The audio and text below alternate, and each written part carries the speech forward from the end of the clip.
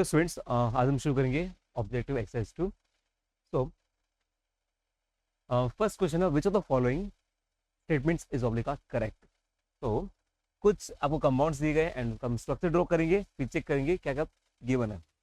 तो first question है B3O6 3-। आप देख सकते हैं यहाँ से 3 कॉमन ले सकता हूँ, दैट्स वाई साइक्लिक स्ट्रक्चर। इसका स्ट्रक्चर ऐसा आएगा BOO BBO एंड यहाँ पर O minus O minus O minus. तो क्वेश्चन क्या है, it is non planar, false, it is planar, ये फॉल्स हो गया। While B3N3 is planar, yes, ये इनऑर्गेनिक बेंजीन है, प्लेन होता है, ये करेक्ट है। और स्ट्रक्चर ओवरऑल क्या हो गया, स्टेटमेंट फॉल्स हो गया। Number 2, trisilyl amine is planar while but trisilyl phosphine is pyramidal. तुम चेक करते हैं, यहाँ पे लिखा हुआ है ट्राइसिलाइल एमीन, यहाँ पर क्या होता है, यहाँ होता है बैक बॉन्डिंग, और बैक बॉन्डिंग होने से यहाँ पर नाइट्रोजन के अराउंड ये प्लेनर हो जाएगा।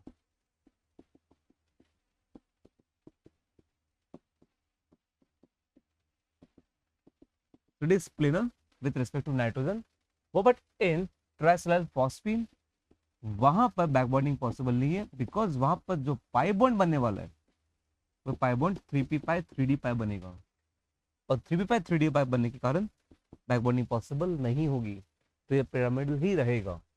Correct statement. Okay, next one, CH3NC is bent while SiS3NC is linear. तो ऐसा कुछ है, CH3NCS, यदि इसका स्ट्रक्चर में ड्रॉ करो तो कुछ ऐसा आएगा, CH3 and double bond C double bond S with 1 lone pair. यहाँ बैक बॉन्डिंग नहीं होगी, ये बेंट होगा, while SiS3NCS, तो यहाँ पे 2p pi 3d by 2p pi 3d by back bonding से ये क्या हो जाएगा, with respect to nitrogen it is linear. तो ये स्टेटमेंट भी क्या हो गया, ट्रू हो गया। Okay, next one, next question है, trimethyl amine is pyramidal while GH3 का whole trace N is planar. तो इसकी क्वेश्चन ये है, यदि इसका मैं स्ट्रक्चर ड्रॉ करूं तो यहां पर वैकेंट और बैटल किसी के पास भी नहीं है, तो बैक बॉन्डिंग पॉसिबल नहीं होगी। While in the case of NGEH3 का होल ट्राइस, तो यहां पर इफेक्टिव बैक बॉन्डिंग होने से नाइट्रोजन का अराउंड हाइब्रिडेशन चेंज रहेगा एंड ये प्लेन हो जाएगा।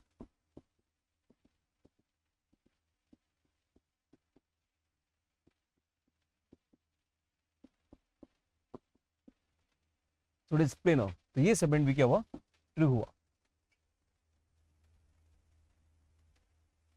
तो correct answer is B, C and D। Okay, okay, next question है, which of the following statement is oblique incorrect। Question की डिमांड है incorrect. First question, CHF3 is less acidic than CHCl3। तो CHF3 and CHCl3 में जिसका conjugate base stable, corresponding acid stronger acid, तो दोनों का conjugate base बना लेते हैं। क्या बनेगा पे, CF3 नेगेटिव एंड यहाँ पे क्या आएगा, CCl3 नेगेटिव।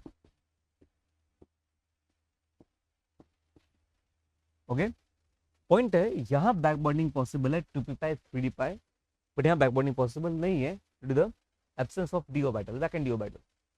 यदि यहाँ बैक बॉन्डिंग होगी तो नेगेटिव चार्ज डिस्पर्स हो गया, कॉन्जुगेट बेस स्टेबल हो गया, करस्पॉन्डिंग एसिड स्ट्रॉन्ग एसिड। याद रखना, जो रेजोनेंस है वो मोर डोमिनेंट है, या back bonding is more dominant over inductive effect. फ्लोइंग का इंडक्टिव इफेक्ट लगता है, जानते हैं हम लोग, बट उससे ज्यादा पावरफुल कौन सा होता है, रेजोनेंस। क्लियर, तो ये स्टेटमेंट ट्रू है। क्वेश्चन की डिमांड क्या है, इनकरेक्ट, तो मेरा आंसर नहीं आएगा ये।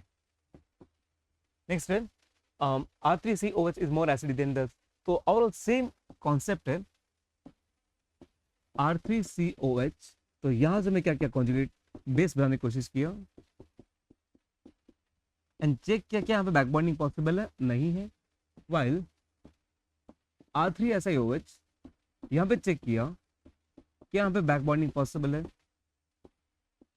आंसर पॉसिबल है, मतलब ये स्टेबल है, करस्पॉन्डिंग एसिड स्ट्रॉन्गर एसिड, मतलब ये आंसर गलत है, तो मेरा आंसर आएगा इनकरेक्ट, दैट्स मेरा आंसर आएगा ये। Okay next one, in BF3 back bonding is possible but in CO back bonding is not possible, false. In CO back bonding possible है, कार्बन के पास वैलेंस इलेक्ट्रॉन 4, ऑक्सीजन के पास valence electron 6, double bond यहाँ पे क्या बनेगा, coordinate bond, back bond from oxygen to carbon, तो ये फॉल्स हो गया, दैट्स व्हाई मेरा आंसर आएगा। Last one, PH3 is more basic then NH3, false. In phosphine यहाँ पर हाइब्रिडेशन नहीं होता, तो यहाँ पे almost p atomic orbitals participate करते हैं in bond formation in PH3 according to Drago rule.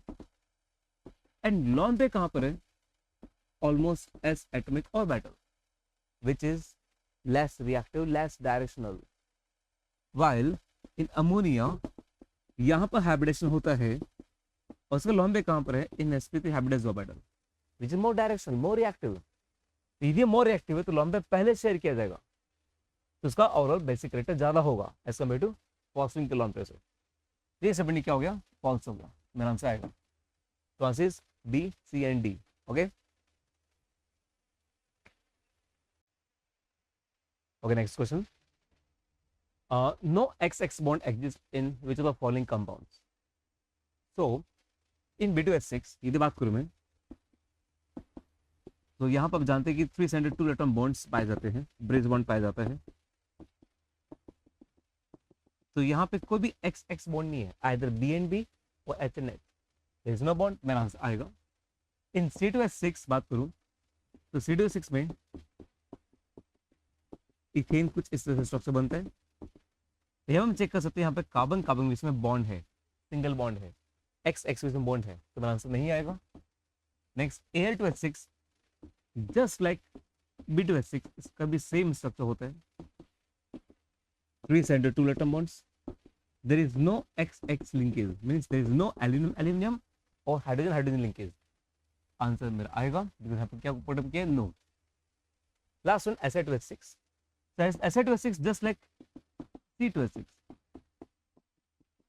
तो यहाँ पे सिलिकॉन सिलिकॉन मतलब XX बॉन्ड अवेलेबल है, तो मेरा आंसर नहीं आएगा, तो correct answer is A and C। Okay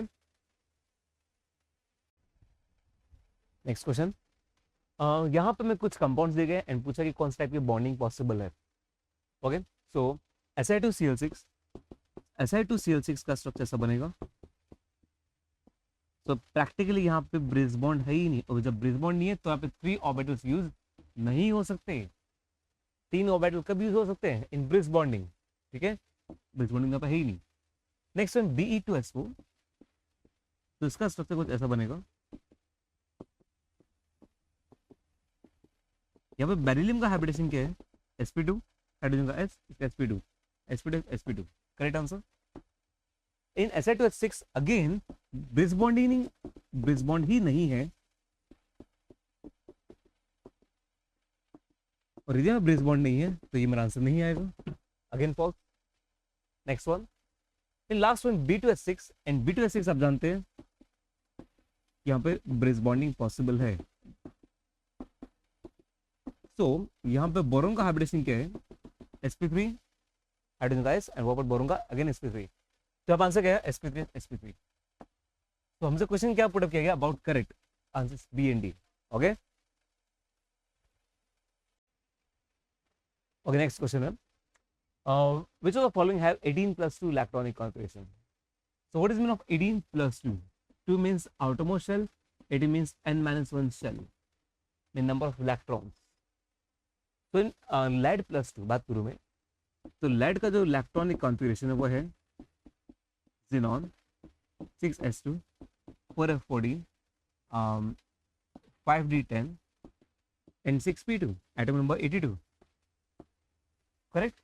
यहाँ बोला lead+2 में है तो 2 इलेक्ट्रॉन निकाल दीजिए, 2 इलेक्ट्रॉन निकाल दीजिए 6p2 में से, तो इसका आउटरमोस्ट शेल कौन सा हुआ 6, electron 2, inner shell n-1 shell कौन सा हुआ 5, 5 में इलेक्ट्रॉन कितने हैं 10 प्लस 5p में 6, 5s में 2, तो यहाँ पे 18 इलेक्ट्रॉन विजिबल है, तो n में 2 एंड ns1 में 18 इलेक्ट्रॉन्स 5p एंड 5s इसके अंदर, correct. Okay next one about cadmium, so cadmium atomic number 48, electronic configuration is krypton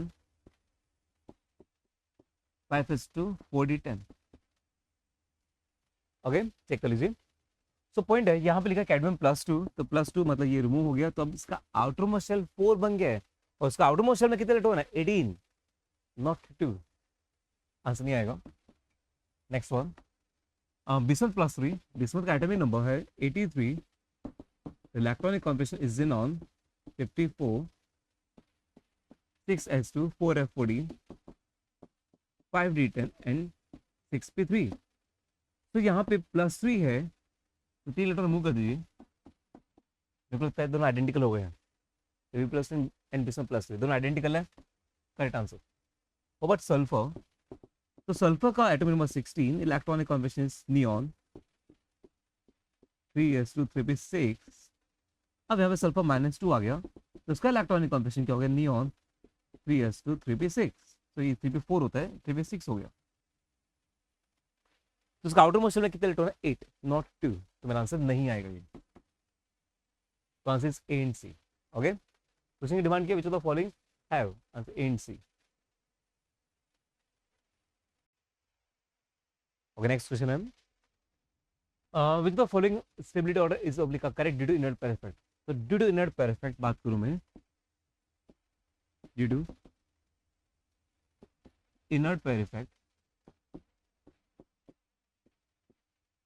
inert pair effect पहले बात तो 4 एलिमेंट्स में लगता है, mercury, thallium, lead and bismuth.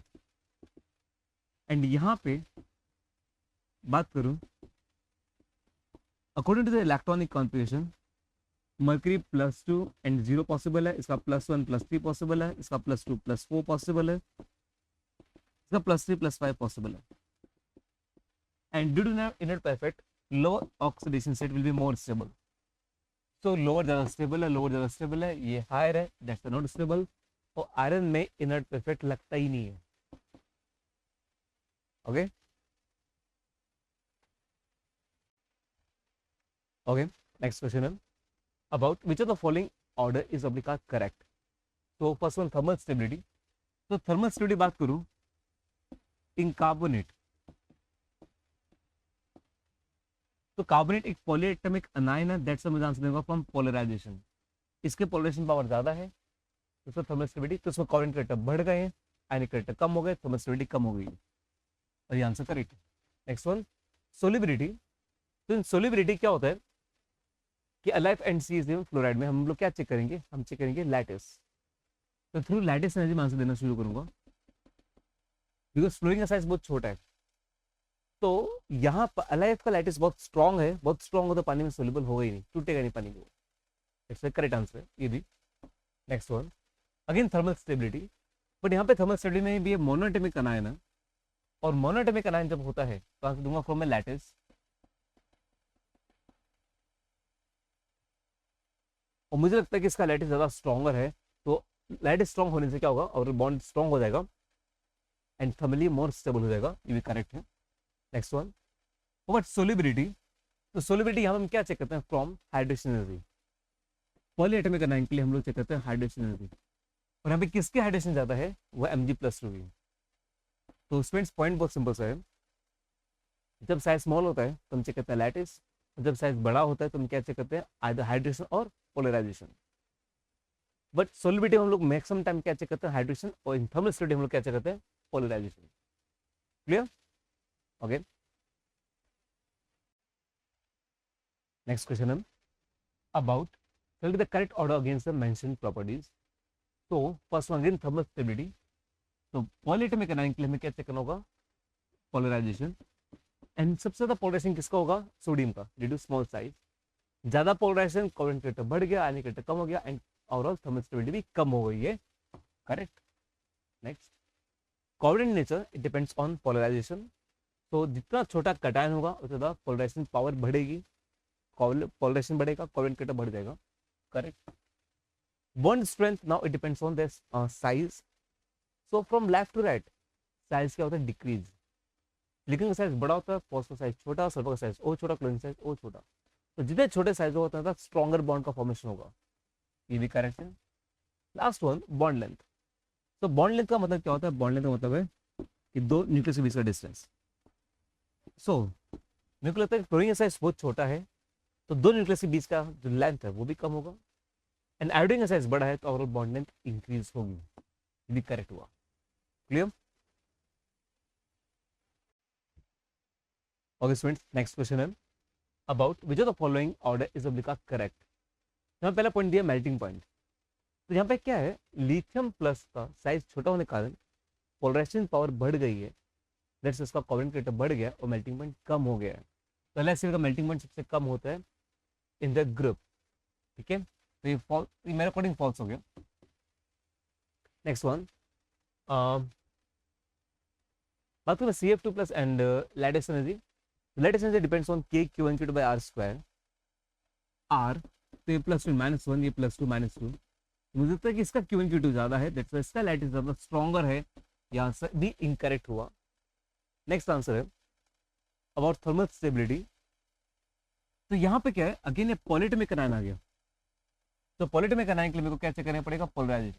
And polarisation power इसकी ज्यादा होने के कारण कोवेलेंट स्टेट बढ़ गया, आयनिक स्टेट कम हो गया, melting point and thermal stability कम हो गई है, सोडियम की ज्यादा होगी. Last one, thermal stability depends on for monoatomic ion lattice energy. Monoatomic ion है नाइट्राइड. तो यहाँ पे क्या होना कि इसका लैटिस बहुत स्ट्रॉन्ग है, देखो साइज बहुत छोटा है, इसका और थर्मल स्टेबिलिटी भी ज्यादा होनी चाहिए. तो correct answer C and D. Okay okay. Next question है about which of the following have identical bond order. तो O2 प्लस के पास नंबर ऑफ इलेक्ट्रॉन्स कितने हैं, 14 electrons, that's bond order is 3. N के पास electrons 14, bond order 3. Number of electrons 14, तो bond order 3 according to MOT. And Cn plus number of electrons कितने 12, that's bond is 2. तो identical bond order जो लग रहा है वो है A, B and C. Clear. Okay, next question है if Hund's rule is violated then the diametric species are. तो what is Hund's rule?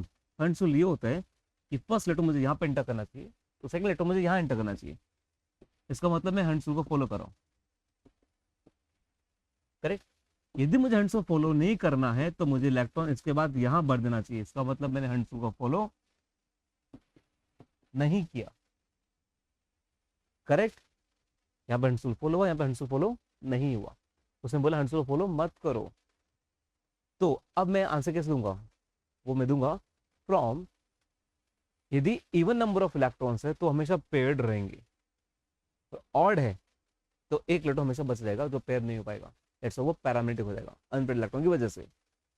तो यहाँ पर बीटम नंबर ऑफ इलेक्ट्रॉन कितने हैं 10, even number of electron that's a diamagnetic. Number of electron 16, सब कुछ paired हो जाएंगे इन मॉलिक्यूलर ऑर्बिटल्स, तो ये भी डायमैग्नेटिक.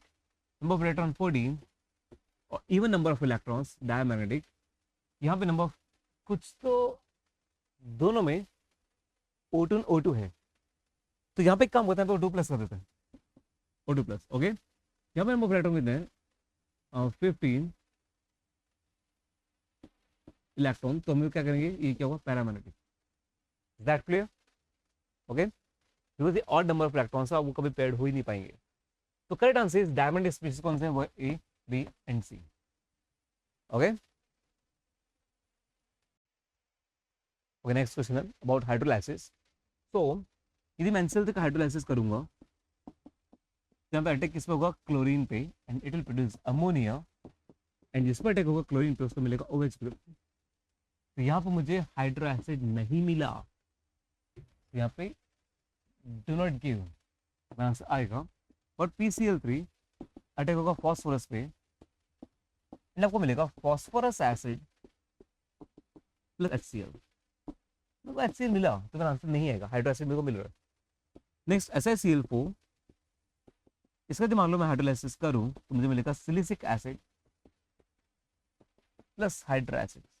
अगर मेरा आंसर नहीं आएगा. और BF3 सो आपने पढ़ा होगा कि out of 4 moles of BF3 only 1 mole of BF3 undergo hydrolysis form boric acid and rest 3 mole of BF3 undergo complex formation. Example of partial hydrolysis. अगर मेरे को हाइड्रोलाइसिस नहीं मिला, it's answer is BF3. Clear? Okay, next question about MOT. यहाँ पे question put up किया, which of the following combination give anti bonding sigma molecular orbital. चलो बात तो एंटी बॉन्डिंग, फिर नंबर 2 सिग्मा. तो पहले बात तो मेरे को पाई विजिबल है, पाई आंसर गलत, बाकी तीनों सिग्मा विजिबल है. अब मेरे को क्या चाहिए, एंटी बॉन्डिंग. यहाँ पे सेम है, सेम फेज में, दैट्स अ बॉन्डिंग. तो यहाँ सिग्मा बॉन्डिंग होगी. ठीक है, तो मेरा आंसर नहीं आएगा. यहाँ पे भी क्या है, दोनों सेम फेज में ऐड हो रहे हैं, ये भी सिग्मा है, दैट्स मेरा आंसर नहीं आएगा. यहाँ पे दोनों अपोजिट फेज, यहाँ पे देखो माइनस साइन लगा हुआ, प्रॉपर्ली देखो माइनस साइन लगा हुआ है, दैट्स क्या होगा, ये एंटी बॉन्डिंग सिग्मा का. मेरा आंसर आएगा. क्लियर? Next question. और नेक्स्ट क्वेश्चन है, which of the following species does not exist. ये कब पॉसिबल है, जब बॉन्ड ऑर्डर 0 होता है. तो यहाँ पे टोटल नंबर ऑफ इलेक्ट्रॉन्स 2 है, बॉन्ड ऑर्डर 1 आएगा, एग्जिस्ट कर सकता है. यहाँ पर टोटल नंबर ऑफ इलेक्ट्रॉन्स 4 है, बॉन्ड ऑर्डर आएगा 0 अकॉर्डिंग टू MOT. यहाँ पे इलेक्ट्रॉन्स कितने हैं, और 14. यहाँ पे बॉन्ड ऑर्डर कितना आएगा 3. यहाँ पे इलेक्ट्रॉन कितना 14, दैट्स बॉन्ड ऑर्डर कितना आएगा 3. तो मेरे को लगता है कि एग्जिस्ट कौन नहीं करेगा, इसका बॉन्ड ऑर्डर 0 आता है. Clear? Next question. The products of hydrolysis of NCl3. In NCl3 nitrogen के पास वैकेंट ऑर्बिटल नहीं होने के कारण वाटर कहाँ अटैक करेगा, ऑन क्लोरीन, उस पर नेगेटिव चार्ज नहीं है. एंड क्लोरीन को क्या मिलने वाला है, OH, free chlorine. And nitrogen क्या मिलने वाला है, H. तो क्या मिलेगा आपको, ammonia and HOC. Clear? Next question. Which of the following compounds on hydrolysis produce oxy acid having basicity 3. ठीक है, सो PCl5 पे मान लो हाइड्रोलाइसिस करो, तो मुझे क्या मिलेगा, फॉस्फोरिक एसिड, जिसकी बेसिसिटी कितनी होती है 3. फॉस्फोरिक एसिड, मेरा आंसर आएगा ये. नेक्स्ट ACl3, इसके यदि मान लो मैं हाइड्रोलाइसिस कर रहा हूँ, आपको मिलेगा H3ASO3. इसकी बेसिसिटी कितनी होती है 3 plus 3 times of HCl. Answer आएगा PCl3. इसके हाइड्रोलाइसिस को क्या मिलेगा, फॉस्फोरस एसिड, जिसकी बेसिसिटी कितनी होती है 2. मैं स्ट्रक्चर बनाना चाहता हूँ कुछ इस तरह से, फॉस्फोरस डबल बॉन्ड हो, OH एंड H. बेसिसिटी कितना हुआ, ओनली 2. आंसर नहीं आएगा. Last one BCl3. BCl3 का हाइड्रोलाइसिस है, आपको मिलेगा बोरिक एसिड. पर बोरिक एसिड का बेसिसिटी कितना होता है 1. आप पानी में डालो तो एक H प्लस बाहर मिलेगा, वो भी पानी देगा, तो आंसर नहीं आएगा ये. करेक्ट? नेक्स्ट क्वेश्चन है, which of the following overlapping results ungerade molecular orbital. तो अनजेडेड को आइडेंटिफाई करने का तरीका क्या है कि if molecular orbital pen are odd in number. ठीक है, तो यहाँ बात करूं तो यहाँ पर और जो स्ट्रक्चर बनने जा रहा है वो स्ट्रक्चर ऐसा बनने जा रहा है, तो यहाँ पे एक मॉलिक्यूलर ऑर्बिटल पेन आएगा एक ऑड नंबर में, दैट्स व्हाई ये अनजेड होगा. नंबर 2, यहाँ पर क्या होगा कि ये दूर दूर जाएंगे, दैट्स व्हाई नोडल पेन कितने आएंगे 2, मॉलिक्यूलर ऑर्बिटल पेन 2 आएंगे, इवन नंबर में आएंगे, दैट्स व्हाई जीरेड. तुम्हारा आंसर नहीं आएगा. इन दोनों पकड़ मिला दूंगा तो यहाँ पे क्या होगा कि इन दोनों मिलने ऐसा कुछ बन जाएगा. यहाँ पे कोई भी नोडल पेन नहीं है, अगेन मॉलिक्यूलर ऑर्बिटल पेन कितना है इवन, आंसर नहीं आएगा. यहाँ पर ये दोनों दूर रहेंगे, दैट्स एक मॉलिक्यूलर ऑर्बिटल पेन आ जाएगा, odd number molecular orbital pen, तो क्या होगा अनजेडेड. क्लियर? ओके, नेक्स्ट क्वेश्चन है अबाउट जब O2 कन्वर्ट करूँ O2 माइनस तो क्या होता है. तो O2 इन O2 माइनस, O2 बात करूँ तो ये सिग्मा 1 है, सिग्मा स्टार 1 है, सिग्मा 2 है, सिग्मा स्टार 2 है, सिग्मा 2p, पाई 2p, पाई 2p, pi star 2p, pi star 2p, sigma star 2p. Same story यहाँ पे भी चलेगा. Sigma 1s, sigma star 1s, sigma 2s, sigma star 2s, sigma 2p, pi, pi star, and sigma star. Number of electrons are 16 and number of electrons are 17. Correct? 16 electron fill up करूँगा तो answer 1 2 3 4 5 6 7 8 9 10 11 12 13 14 15 16. But 17 electrons तो वो कहाँ जाएगा? इन anti bonding, एक extra आगे add हो जाएगा. यहां पर आप चेक कर सकते हो कि इलेक्ट्रॉन कितने हैं? 2. बट बॉन्ड ऑर्डर तो बॉन्डिंग इलेक्ट्रॉन्स कितने हैं? 10. एंटी बॉन्डिंग कितने हैं? 6 डिवाइड बाय 2, आंसर इज 2. यहां बात करें तो इलेक्ट्रॉन कितने विजिबल है? 1. So over bond order bonding electron 10, anti bonding electron 7 divide by 2, answer is 1.5. Correct? Check करते हैं. सो क्या इनका मैग्नेटिक बिहेवियर चेंज हुआ? नहीं, दोनों ही पैरामैग्नेटिक है. इलेक्ट्रॉन्स अवेलेबल है. क्या मैग्नेटिक मोमेंट चेंज हुआ? Answer yes, magnetic moment change हुआ. इलेक्ट्रॉन चेंज हो गए तो मैग्नेटिक मोमेंट भी चेंज होगा. इसका मैग्नेटिक मोमेंट होगा √8 या 2.84 बोर मैग्नेट्रॉन. सेकंड होगा √3 या फिर 1.73 बोर मैग्नेट्रॉन. तो मेरा आंसर नहीं आएगा. क्या बॉन्ड ऑर्डर चेंज हुआ? Absolutely yes. Bond order 2 and bond order 1.5 change हुआ. मेरा आंसर नहीं आएगा. Number of bonding electrons change हुए? नहीं. यहाँ पे एंटी बॉन्डिंग इलेक्ट्रॉन्स चेंज हुए 6 to 7. क्लियर? तो ये चेंज नहीं हुआ और हमसे क्या क्वेश्चन पुट अप किया है कि does not change. I hope बात क्लियर है. ओके, नेक्स्ट क्वेश्चन है BF3. इससे मैं बात करूँ तो इसका जो आप चेक करो, इसका ऑक्टेट ही कंप्लीट नहीं है. तो अगर ऑक्टेट कंप्लीट नहीं है तो act as Lewis acid. Number 2 AlCl3. ये एग्जिस्ट कैसे होता है? In the form of dimer. आप जानते हैं 2 टाइम्स ऑफ AlCl3 ये एग्जिस्ट होता है Al2Cl3 in dimeric form, bridge bonding. Correct? Next, ऐसे ही तो आप जानते हैं कि 3 डायमेंशनल नेटवर्क सिलिकेट होता है, 3D सिलिकेट होता है ये, और टेक्टोसिलिकेट कहलाता है. तो ये कैसे एग्जिस्ट करता है? In the form of polymer. But CO, तो CO में चेक कर सकते हैं आप कि यहाँ पर और इफेक्टिव बैक बॉन्डिंग होती है 2p-pi 2p-pi. That's answer is 3142. 3142. आई बात clear? Next.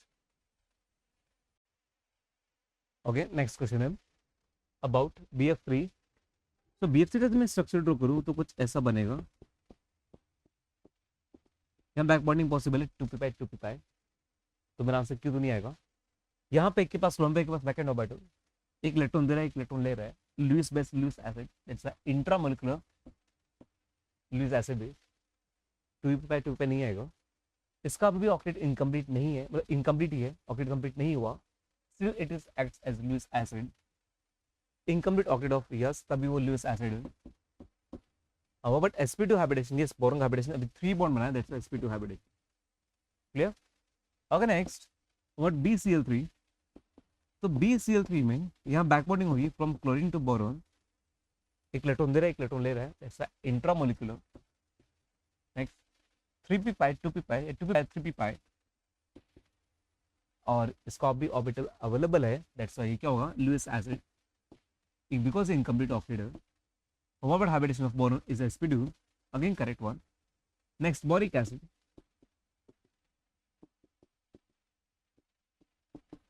So boric acid में क्या होगा? किसके पास लॉन पेयर है? तो मेरे को लगता है कि first and third all are identical, because यहाँ पे 2p-pi 2p-pi 2p-pi 2p-pi, rest all identical. तो मेरा आंसर क्या आएगा? जो फर्स्ट में था PrSp. Next one is BOCH3 का होल थ्राइस. मुझे लगता है कि यहाँ पे बैक बॉन्डिंग होगी from oxygen to boron 2p-pi 2p-pi and rest all are same just like first and third. और आंसर क्या आएगा? PrSp.